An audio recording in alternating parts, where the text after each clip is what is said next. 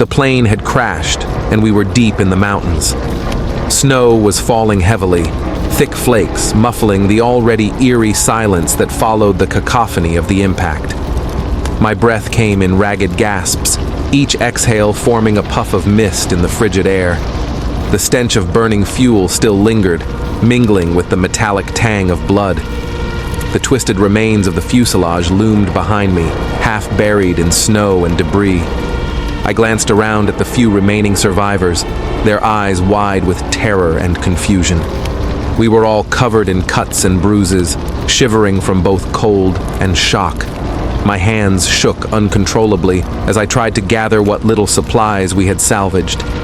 Every creak of the wreckage and distant howl of the wind sent a jolt of fear through me. How had it come to this? It all started just a few hours ago, but it felt like a lifetime. The flight had been routine until it wasn't. We were somewhere over the Rockies when the turbulence began. At first, it was just a few bumps, the kind that make you clutch the armrests and look around to see if anyone else is worried. The flight attendants reassured us, smiles plastered on their faces as they made their way down the aisle. I had just begun to relax when the first jolt hit. It was violent, throwing us upward in our seats. Screams erupted, and the plane began to shake violently. The oxygen masks deployed with a hiss, swinging wildly. I grabbed mine, fumbling to secure it over my nose and mouth. The captain's voice crackled over the intercom, trying to remain calm but failing to hide the urgency. Ladies and gentlemen, we are experiencing severe turbulence. Please remain seated and fasten your seatbelts. The turbulence worsened, and then came the sound I'll never forget, the gut-wrenching roar of the engines failing. The plane dropped suddenly, a sickening free fall that made my stomach lurch. I clung to my seat, knuckles white, heart pounding in my chest. I caught glimpses of my fellow passengers, their faces masks of terror. A mother clutched her child, whispering frantic reassurances. An elderly man gripped his armrests, eyes squeezed shut. We were all united in our helplessness. The plane shuddered violently, and I felt the nose dip. We were going down. I could see the panic on the flight attendants' faces now, their training crumbling in the face of imminent disaster. I closed my eyes, praying for a miracle, for anything to stop the inevitable. The impact was like nothing I'd ever experienced. A deafening crash, the screech of metal tearing apart, and a jarring force that slammed me against my seat. I blacked out for a moment, and when I came to, chaos reigned. Smoke filled the cabin, and the scent of burning materials stung my nostrils. The overhead bins had burst open, spilling luggage into the aisles. I unbuckled my seatbelt with shaking hands and looked around, disoriented. People were moving, some stumbling towards the exits, others still trapped in their seats.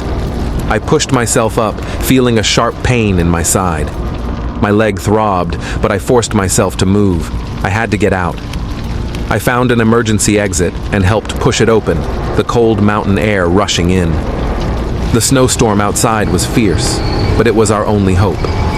I turned back, shouting for others to follow. A few did, their eyes wide with fear and desperation. We tumbled out into the snow, the wind biting at our exposed skin. I helped pull others out, each person a lifeline to cling to. The snow was already deep, making movement difficult. We had no time to gather supplies properly. The fire was spreading, and the heat was becoming unbearable. We huddled together, trying to shield ourselves from the cold. Someone found a tattered blanket, and we shared it, pressing close for warmth. The realization hit us that we were stranded in the middle of nowhere, with no immediate hope of rescue. Hours passed in a haze of cold and fear. The storm showed no signs of letting up, and the night was closing in. Our only light came from the flickering flames of the wreckage, casting eerie shadows on the snow. We needed shelter, but we were too weak and disoriented to move far. As the night wore on, the cold became our biggest enemy. We took turns huddling together, using body heat to stave off hypothermia. I watched as some of the stronger survivors ventured back to the wreckage, hoping to find something useful. They returned with bits of fabric, a couple of bottles of water, and grim expressions. Every sound was magnified in the darkness, the crunch of snow underfoot, the howling wind, the occasional groan of the wreckage. We were on edge, every noise sending waves of panic through us. We knew we needed to stay awake, to keep moving, but exhaustion was taking its toll. The hours stretched endlessly. The fire from the plane died down, plunging us into near-total darkness. Our breaths came in shallow, ragged gasps, and the cold seeped into our bones. We spoke little, conserving energy, but our eyes told the story of our terror and despair. By the time dawn broke, we were barely hanging on. The storm had passed, leaving a deathly quiet in its wake.